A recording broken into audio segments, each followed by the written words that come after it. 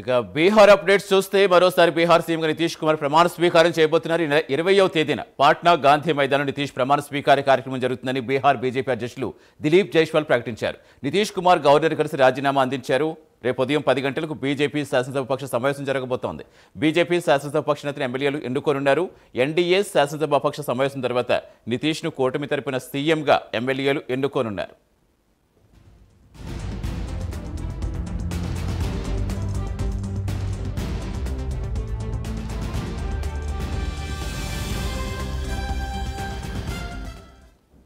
మరోసారి బీహార్ సీఎంగా నితీష్ కుమార్ ప్రమాణ స్వీకారం చేయనున్నారు. ఈ నెల 20న పాట్నా గాంధీ మైదాన్లో నితీష్ ప్రమాణ స్వీకార కార్యక్రమం జరుగుతుందని బీహార్ బీజేపీ అధ్యక్షులు దిలీప్ జైస్వాల్ ప్రకటించారు.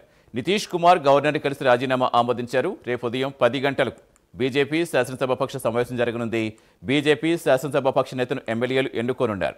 ఎన్డీఏ శాసనసభ పక్ష సమావేశం తర్వాత నితీష్ను కూటమి తరపున సీఎంగా ఎమ్మెల్యేలు ఎన్నుకోనున్నారు.